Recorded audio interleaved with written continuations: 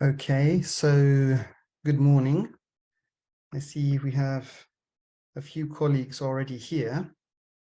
We've got a few minutes early, so you have time to grab a coffee if you like. And I should try and make myself presentable. Let's see if I can see who's here. Good morning, Branko. I see Martin.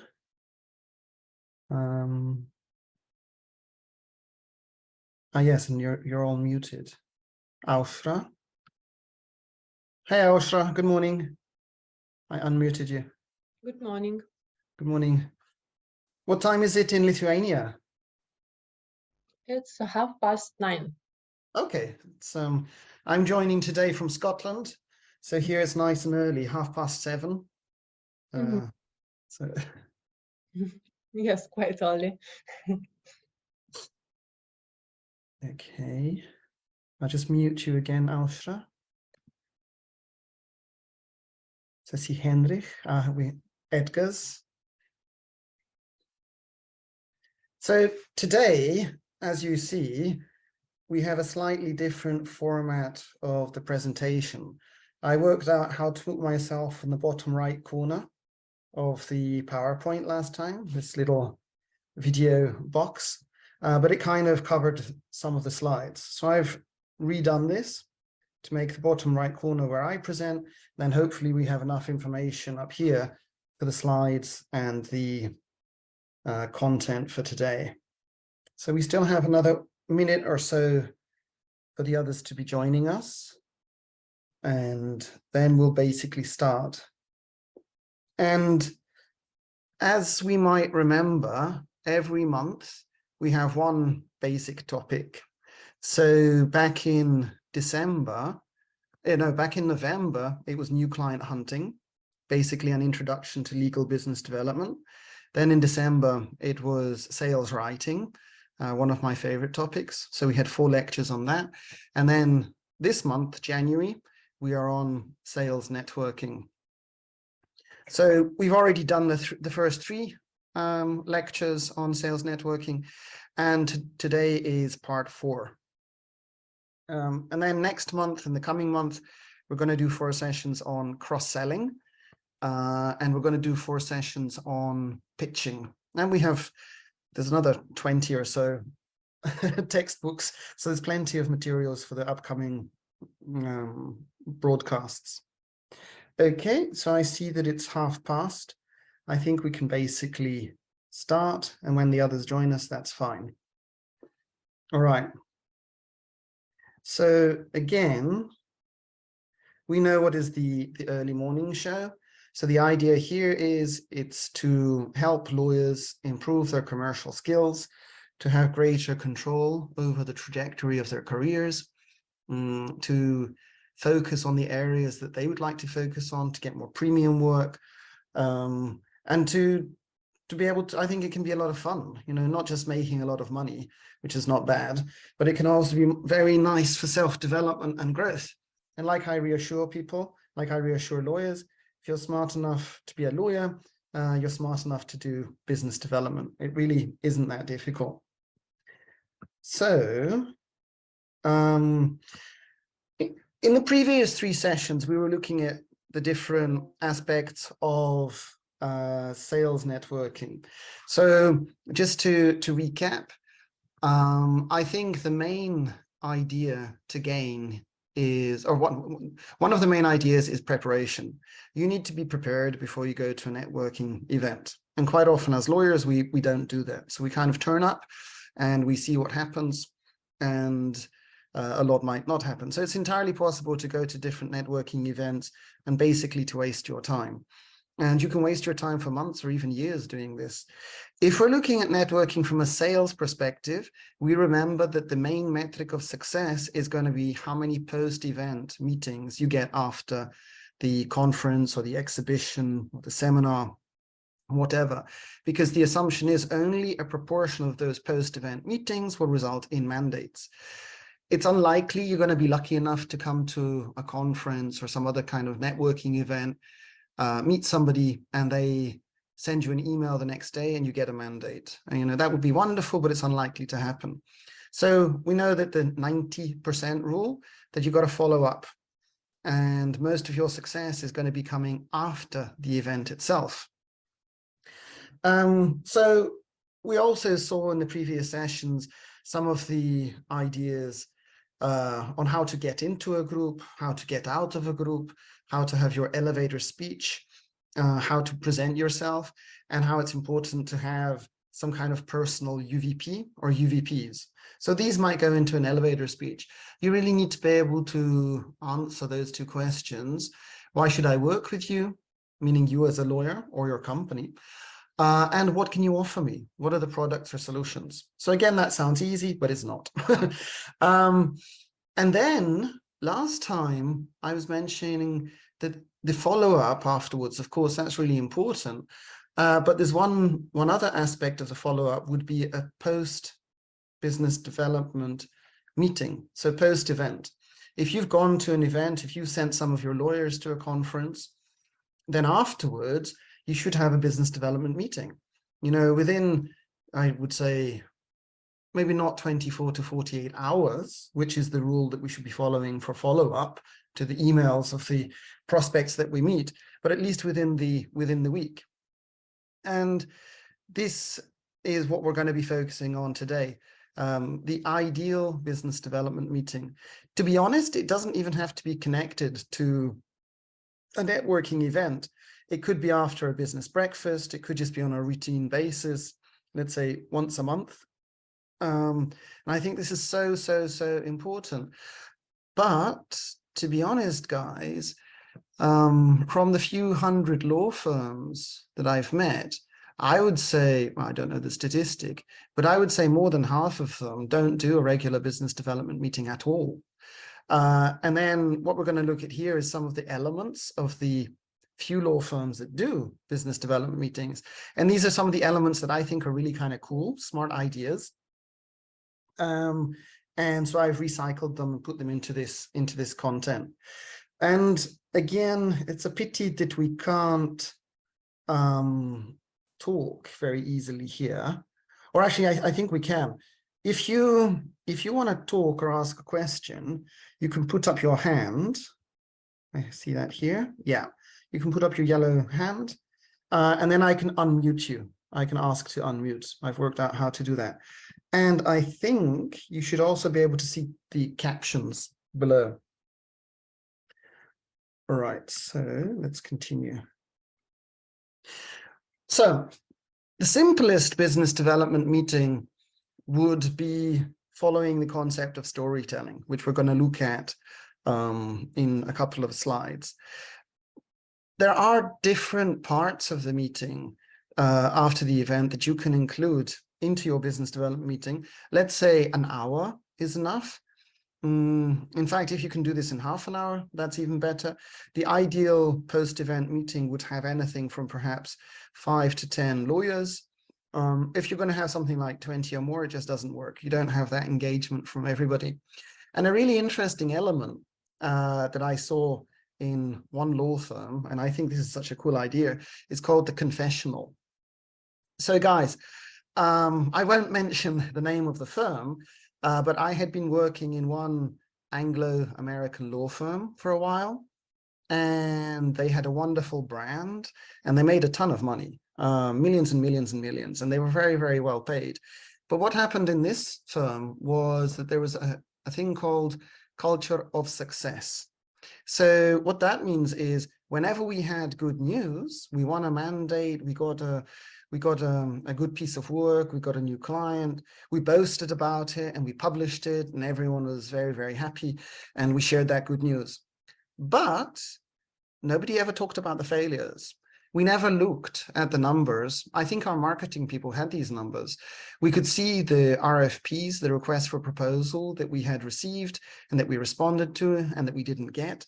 So nobody was looking at why we didn't get them. Nobody was talking about the failures or the difficulties or anything that went wrong. So that's what it means to have a culture of success. And this is very dangerous because sometimes lawyers, partners in a law firm begin to believe we're super duper, we're so brilliant.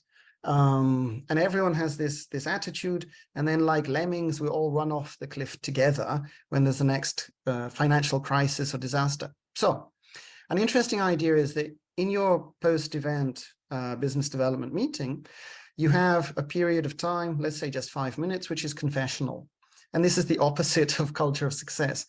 Each lawyer or each partner has to confess something that didn't go wrong, something that was a disappointment, something that could have been better. This can be good for getting ideas from colleagues and feedback.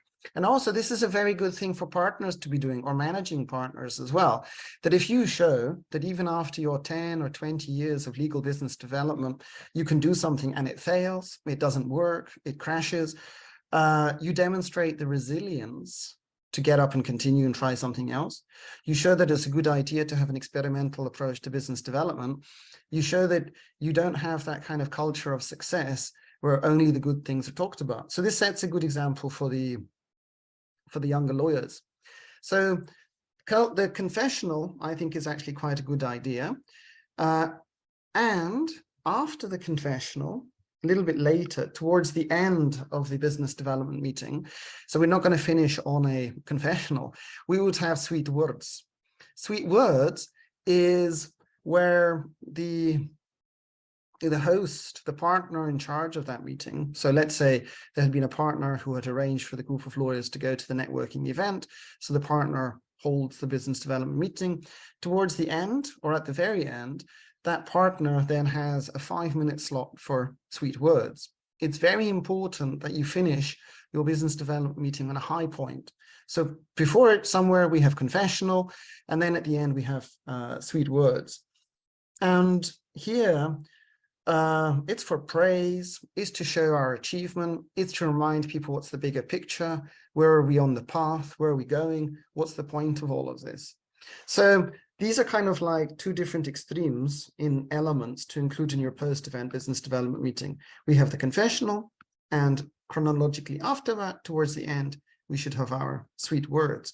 And it is important to motivate and to inspire and to enthuse the participants, because again, not everybody likes networking events or business development in general. So, you know, to end on a high point.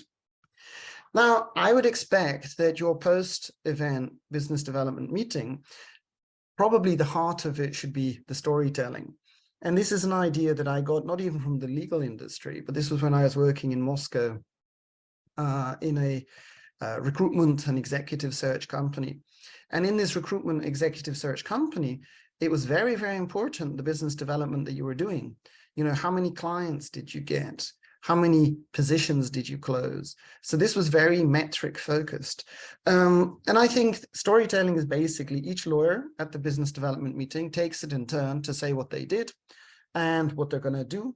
And we remember that we're following the 4M approach. Our main metric of success is going to be the meetings.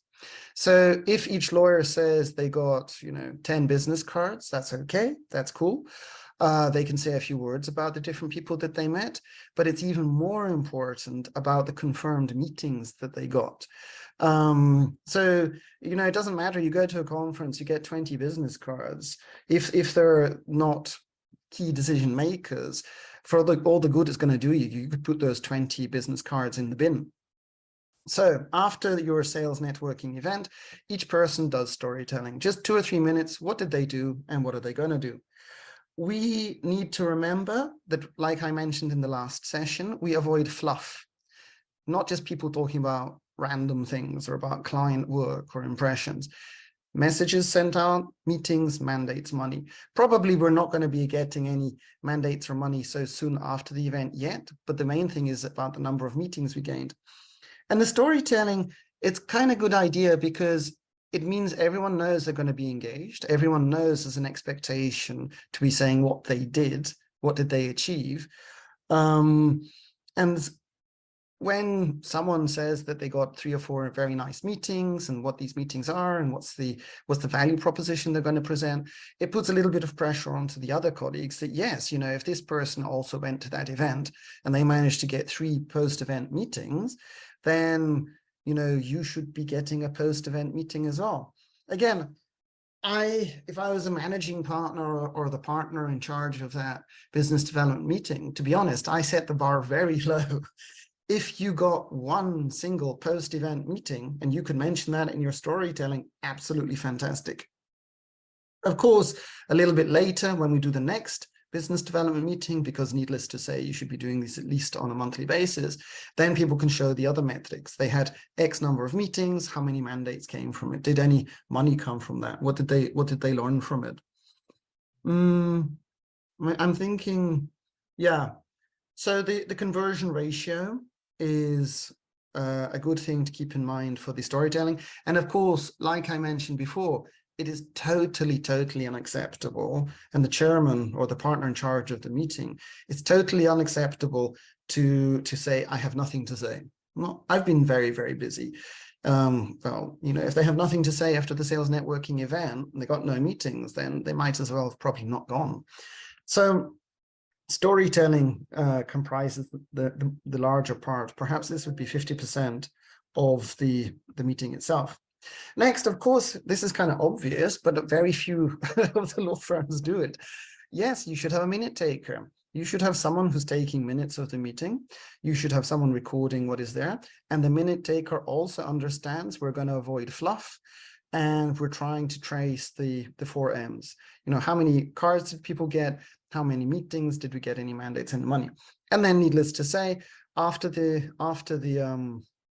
business development meeting itself, they then summarize it, they share that, and a week or so before the next one, they create the agenda showing what had been agreed before and what's going to come next when they get the input for other people to the agenda.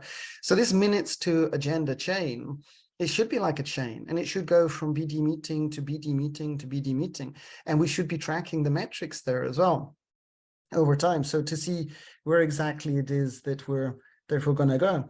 You know, you could alternate the position in the meeting of the minute taker to get higher engagement and involvement. So it doesn't need to just be one person each time. You know, you could rotate it among the different people. And we record the goals, and then we see that if something has been agreed that something is to be done, then we check that that was actually done. So again, this isn't rocket science. But like I mentioned, more than half of law firms don't do any business development meeting at all or post-sales networking event. And the ones that do, I would say only a fraction of them would have this kind of minutes to agenda format, which is really kind of basic. And of course, we should be tracking the KPIs. We want to avoid the fluff. The KPIs, we know it's going to be the metric of the conversion ratio. You know, how many cards did they get? How many people did they speak to? So that's the first M, the messages.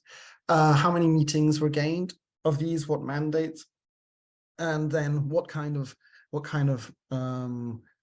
money did they get? You need to be careful as well when it comes to tracking KPIs about the business development. We mustn't make the mistake of asking about the hours. So yes, if you have a timesheet, you might have lots of different codes, and one of these codes could be marketing and business development or commercial activities, however you want to call it. If it's not going to be resulting in meetings, that's not sales, that's not business development. So it would be possible to measure that a lawyer had done, I don't know, 30 billable hours or 40 billable hours in the previous time period, and then 5, 6, or 7 business development hours. These business development hours could be a total waste of time from a commercial perspective. If someone has written, you know, an article for a publication and it took them 10 hours to do that, even worse, and we're paying for that publication, and what exactly, you know, if that doesn't generate any meetings, if that doesn't generate any meetings at all, then maybe it's good for our publicity and our marketing, but it's not good for our sales or our business development. So generally, tracking the hours of business development, it's a start. Many law firms don't have any metrics that they're really tracking, I think, for business development. So if you're tracking the hours, that's okay, but it probably won't work. The simple metric of the meetings, mandates, money, especially the meetings, I think that's the main metric that I would recommend that you look for. Remember, sorry to repeat myself, business development consists of sales and marketing. The marketing, we have colleagues who can do the marketing and they're very, very good at it. They've studied it, they like it, that's fine. It's the sales, the proactive business development that you, the lawyer, the partner has to do, and this cannot be delegated. So I would really be recommending that you shouldn't be spending 10 hours making some article for our publicity. You'd be better doing a single AIDA email, pitching it to 10 of your current or ex-clients and getting some meetings, generating some mandates from that. So be careful about tracking the KPIs. In the business development meeting as well, I've already seen that you can have the minute taker, that's one role. We can have the chairman or the head of the meeting, that's another role. A different role, which we can delegate, would be the 124 tracker. So in the very first session of the lectures back in November, I mentioned the 124 rule. It'll take you 1 hour to get work from your current clients. It'll take you 2 hours to get work from your ex-clients. It'll take you 4 hours to get work from new clients. So our business development, we need to be looking at the world through 3 lenses: current, ex, and new clients. You yourself, you should have your 3 lists: your current clients, your ex-clients, and your target clients. And the law firm, the practice, should have it as well. So if you're a partner and you've gone to some sales networking event and you brought a bunch of lawyers along with you, when you come back afterwards, you have your business development meeting. One person will be the 124 tracker. They track for your practice, let's say it's your department, they track the current clients, they track the ex-clients, they track the prospect and the target clients from everyone. This assumes that you have a time-based definition of your clients. Most law firms don't. When I ask some law firm, a partner at a law firm, who are your clients? Quite often they just give me this big list of all of the current clients they have and everyone they've ever worked with at all. No, you need to divide it by time. You might make this a little bit more sophisticated. You might make this in terms of the advanced 124 rule. You might have the 5 categories of clients: current, and then dormant, and then ex, and then long ex, and then new. And because we have a time-based definition of them, let's say a current client is someone who has paid us within the last 3 months. If it's been more than 3 months, they're a dormant client. And so maybe it's from 3 to 6 months, it's dormant. After 6 months, they've slipped further away from us, that's an ex-client. After 12 months, and no one's done anything about it, that's a long ex-client. And let's say after 24 months, that category of client, we can almost count them as being a new client. So the 124 tracker is tracking what's happening. The 124 tracker has access to the information from finance, from accounting, and they can show us who has slipped to the right. And in the business development meeting, someone's then going to do something about it. Your dormant client went into ex-client status. We delegate that to one of the lawyers. Do something, invite them to lunch, send them an article, give them a call, send them an email, do something at least.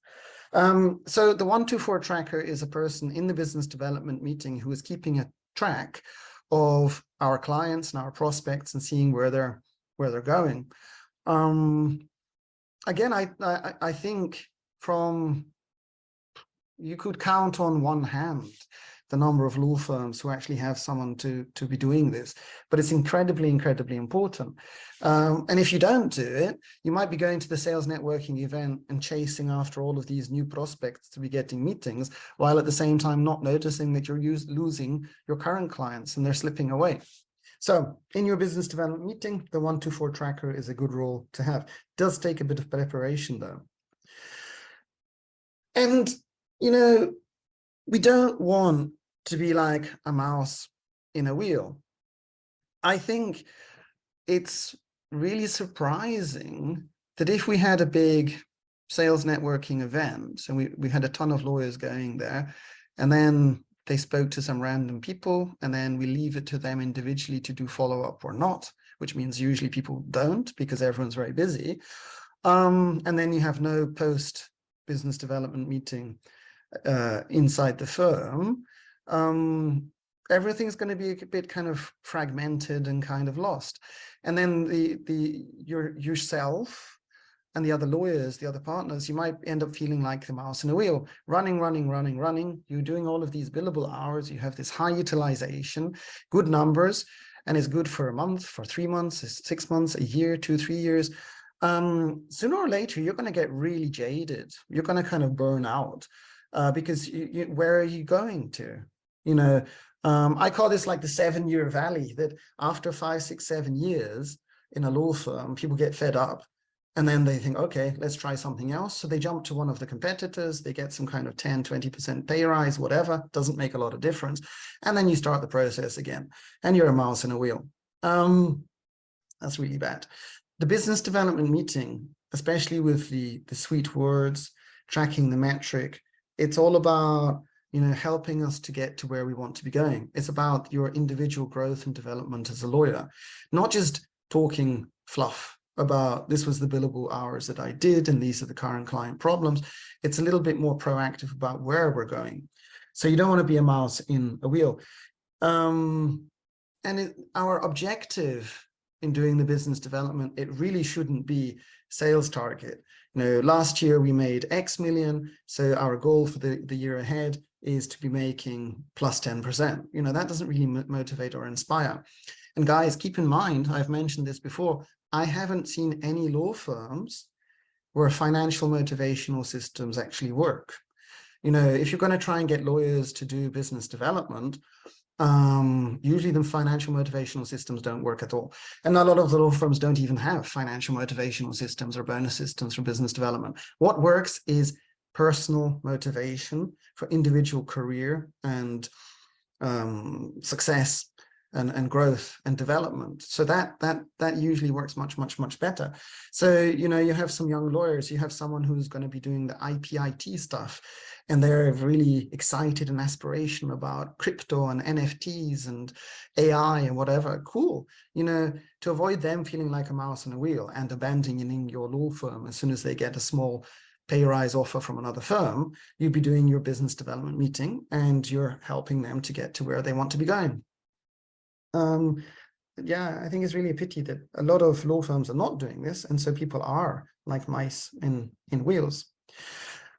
Another element that you could put in your business development meeting is you would have one representative from each of the practice, and they have a 3 to 5 minute slot, not to do a death by PowerPoint, but they're saying our practice is best because. So we've seen this before, that those two questions not easy to answer. Why should I work with you, and what can you offer me? Now, if you're coming from a full service law firm, this question becomes even harder, because you need to be able to answer, why should I work with your IP specialists, your competition and antitrust specialists, your bankruptcy and insolvency specialists? Most lawyers can't answer the question for themselves. Why should I work with you, and what can you offer me, in plain vanilla terms? And very few lawyers can actually do this, or partners, for the other colleagues from the other practices. So you have a 5 minute slot where a person has to show what are their UVPs, their unique value propositions, what are their product UVPs, what can they offer, why is it really awesome to be working with our competition and antitrust colleagues rather than those from a competitor. So let's say you're in a big international law firm, good for you, but why are your competition and antitrust colleagues better than those from Baker McKenzie, DLA Piper, Clifford Chance, etc., etc.? And if you're just saying the plain vanilla stuff, it doesn't work. So part of the post sales networking business development meeting should be a slot where each of the representatives, let's say one per BD meeting, would actually answer this. They say our practice is best because, and they say why, and they say this is what we can offer.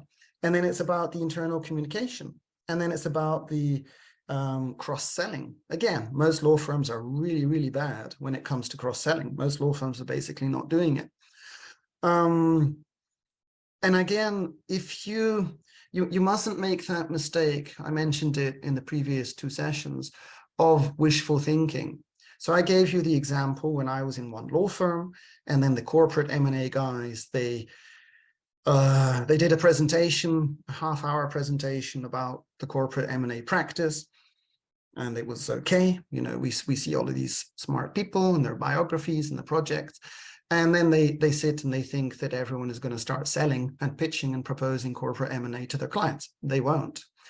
They didn't answer the question about why their practice is really good, better than others in tangible terms. And they didn't actually mention any products at all. So if a person can't come away from that with being able to answer in 1 or 2 sentences why they're good and what can they offer, that's even more important, there's not going to be much in terms of proactive cross-selling coming afterwards. So avoid the wishful thinking mistake. Don't be trying to preach to the converted. So it seems like an easy little activity. It's not. Another idea I saw from one actually quite a small boutique firm was something which they call a thought cube. So you can put this in your business development meeting. On the table, you have a cube. And this cube has 6 sides. You know, maybe it's cardboard. And bigger, smaller, positive, negative, brain, heart. So this is quite similar. You might have heard of this guy, Edward de Bono, with his 6 hats. So there's this guy, and he had the idea that you need to be careful in your business development meeting, or in your meeting in general, because people begin to slip into specific unofficial roles and a specific way of thinking. So you might have someone who's very negative and playing devil's advocate, and they're being realistic, even if not defeatist. You might have someone who's like full of energy and ideas and very bubbly, but they don't have their feet on the ground. You might have someone who's very intuitive with their emotional, social intelligence. Okay, so you get the idea.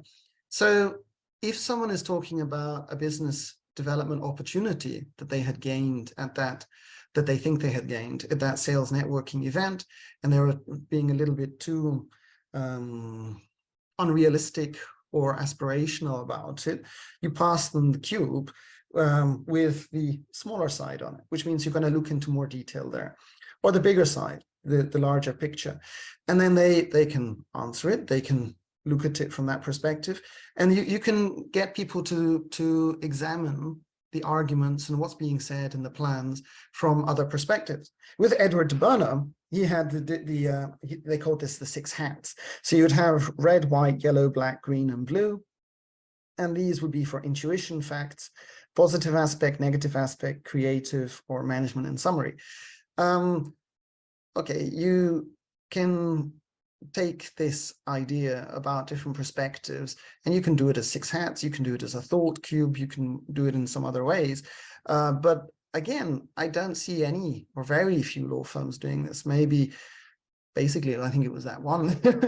So I think the idea of a thought cube is quite an interesting one, and it makes people more engaged. It gets a little bit of more interactivity and different perspectives on what we're doing, not to just fall into these unofficial roles all the time. We can ask people to talk about what were their main achievements as a summary, again, towards the end before you do your sweet words. So that can be for a high point. Your main achievements doesn't need to just be about gaining new clients or mandates or money.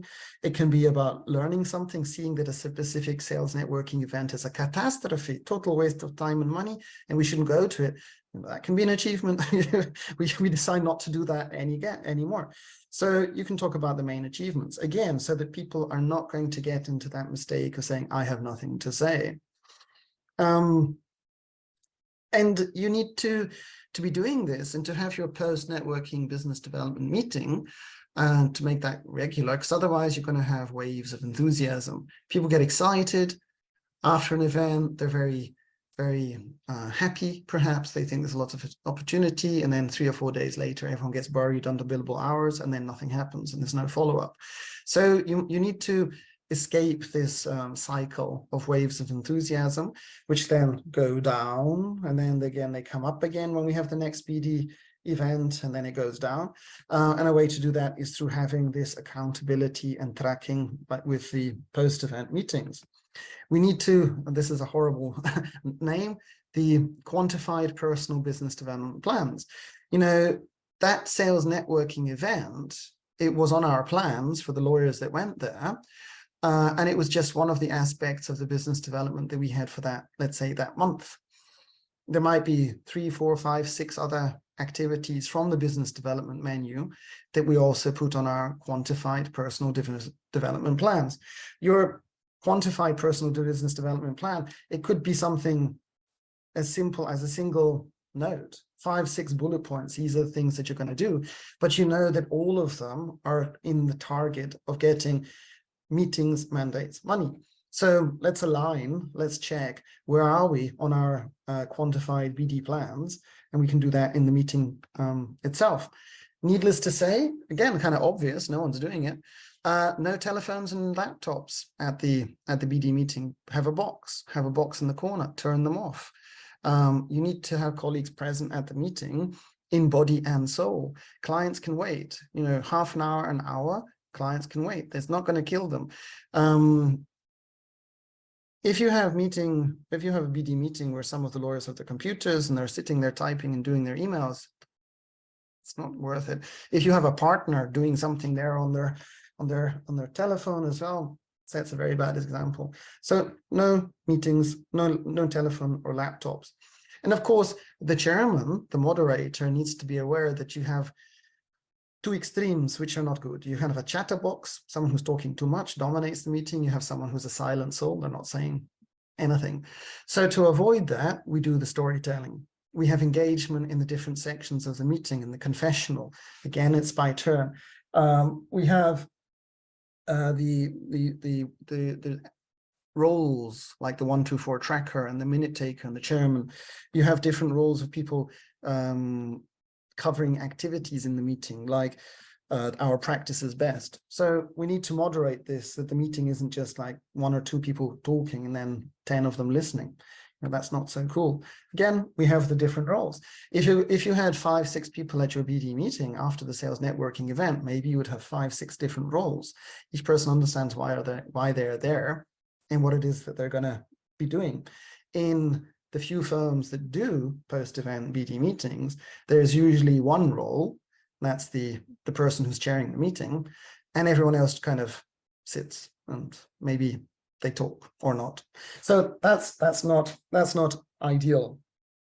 And to keep it on track, you might even have a physical hourglass on the table, that if you have the storytelling part, each person does have their 3-5 minutes to storytell. The hourglass goes, you see the sound go through, and then it goes to the next person. And of course, these meetings, which then expand like a gas and take up 2 hours or a morning, it's just catastrophic. As long as we're focused on the purpose of our BD meeting is the meetings, mandates, money that we gain from that sales networking event and the other activities that we've done before, then it's enough time to have that hour. So a physical hourglass, if not a timer, could be a good idea, perhaps. And then, I'm just aware of the time because I've gone over. Yeah, so if we have a big event and we've sent a bunch of lawyers there, we know that it's fine to send them in pairs as long as they don't just socialize with each other. And we know that our goal is to get the post-event meetings and then the mandates, the money. You align this with your monthly BD meeting, your post-event BD meeting, and then there's a chance that it's going to succeed. In this presentation, there is at least 16, a dozen or more different elements. You might not want to put all of them into a BD meeting, but if you don't, one thing which I find kind of a common mistake is most of the law firms that I work with are small to medium-sized law firms. And they say, oh, we all basically sit in the room. There's only 10 of us. So we don't need to do BD meeting. We talk to each other all the time, every day. And be like, yeah, really? And so when was the last time you had discussed about, the results that each of the participants in the sales networking event had got? And are we tracking about the post-event meetings? And are we doing things like asks and intros, where we ask our colleagues for the introduction, we asked the people that we met to refer one of their colleagues for us. If you don't have a systematic approach, then that kind of excuse, we all work together in one room, isn't going to work. And it's no way as detailed or sophisticated as it could be. So I think we can move from the stage of having no regular BD meeting to having it actually happening, and then to begin to incorporate the best practices, some of these that I mentioned here. And then maybe after time, after some months, you would have the meeting which would incorporate most of these different elements, and it would really become an integral part of your business development activities. So I think when we step out and we look back at the topic of sales networking, perhaps 10-20% of it is about what happens afterwards, 10-20% is about what happens there. Bigger part is this, the post event.